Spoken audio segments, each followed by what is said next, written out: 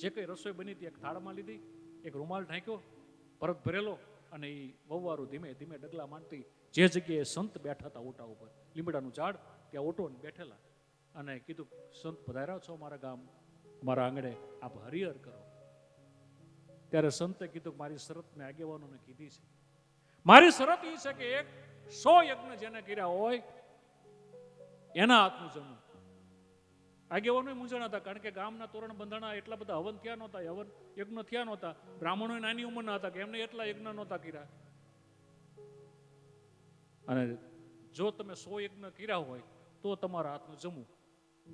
અને ત્યારે એ દીકરીએ બહુ મજાની વાત કરી. મહાત્મા નાની હતી ને મેં બહુ સત્સંગ સાંભળ્યા, અમારે ઘરે ભજન થતા, એમાં મારા બાપા એક સાખી બહુ સારી ગાતા કે સંત મિલન કો જાઈએ તજી માન મો અભિમાન, સંત મિલન કો જાઈએ તજી માન મો અભિમાન, જ્યું જ્યું પાવ આગે ધરો કોટી યજ્ઞ સમાન.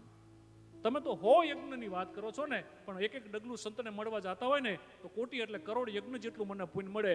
એટલે અને એની વાત ઉપર સંત બહુ રાજી થઈ ગયા, એમને ભોજન ગ્રહણ કર્યું. સાહેબ, આપણા કોઈ પણ વાતનું નિરાકરણ લાવે એ દીકરી હોય, આપણી વહવારું હોય, અને એવી દીકરી એવી વહવારું આપણા પરિવારમાં હોય ને ત્યારે આપણને એમ થાય બસ આ એક જિંદગી છે, અને એની અંદર આવો પરિવાર આપણને મળે.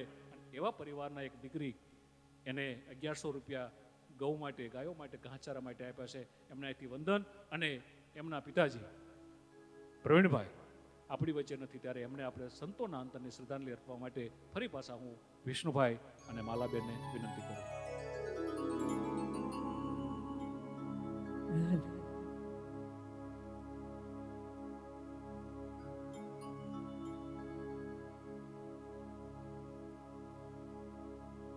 એકલા જ આવ્યા મનવા,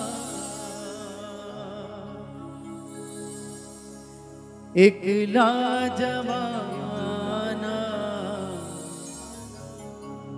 સાથી વિના, સંગી વિના, એકલા જવાના, એકલા જવાના, એકલા જવાના, એકલા અનાજ પંથે પોતાના વિનાના, સાથી વિના, સંગી વિના, એકલા જવાના, એકલા જવાના, એકલા જવાના,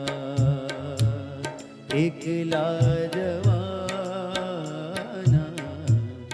એકલા જવાના.